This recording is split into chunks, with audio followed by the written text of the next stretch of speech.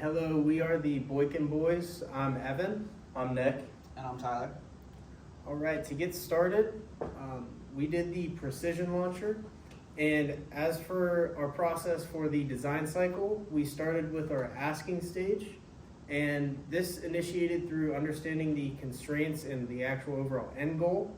And we got a lot of this from the rubric, which actually gave us a lot of good guidelines for that.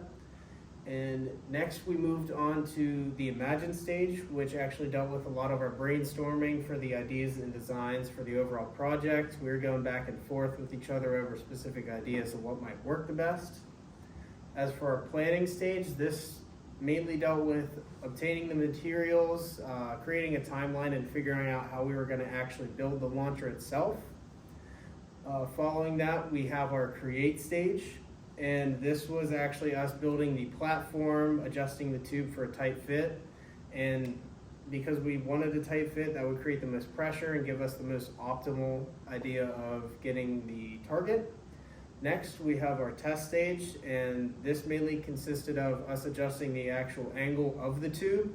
And this was because the tube actually launched at different speeds, whether we had the bullet lubricated or not. So we had to make sure that we were adjusting properly for that.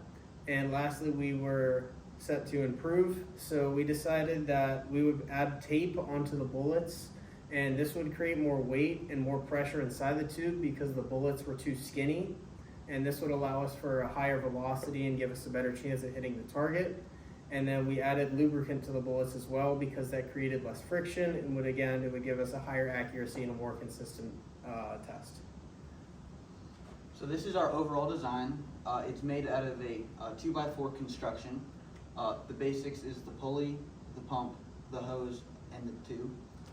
We had two forms of energy that we had to transfer. So we had it going over the weight, or over the pulley.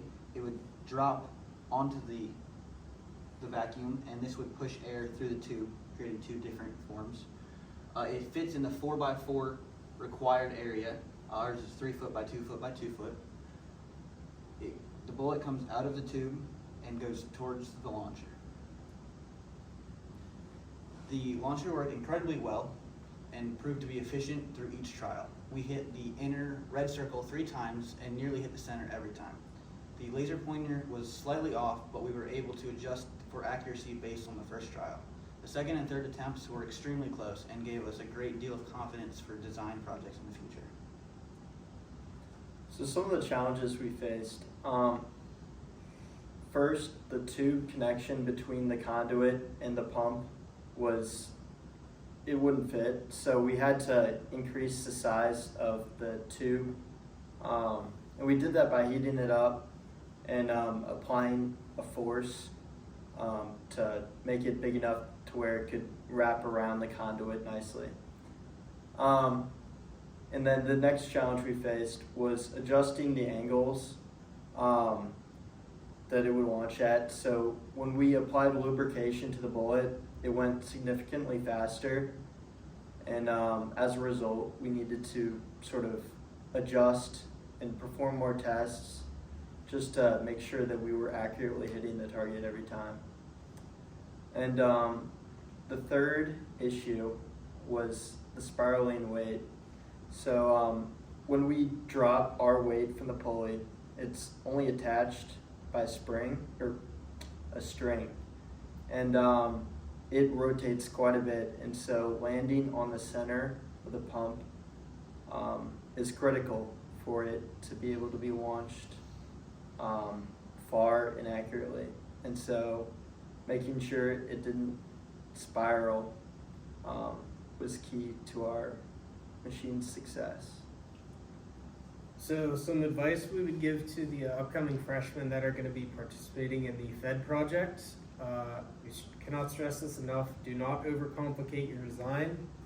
And that's because it's going to make achieving the overall goal of whatever project it is, it's going to make that a lot harder. And with that, you're going to have to use more complex things, and some things might not work. So that's just going to make the project entirely too difficult. Testing and design is extremely important. That is going to take up the most time of everything in the project. So make sure you give you and your peers enough time to brainstorm, because that's going to be the biggest key to your success. And working together, like bouncing ideas off of one another, we found that that worked best for us. We came up with a number of different designs, and actually we ended up using designs from each one of our ideas as our final design. So that ended up being the best thing for us. All right.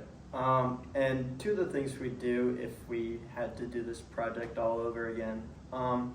So one of the big things we ran into at Fed and in testing was our laser pointer wasn't exactly accurate because it didn't follow the conduit precisely. So,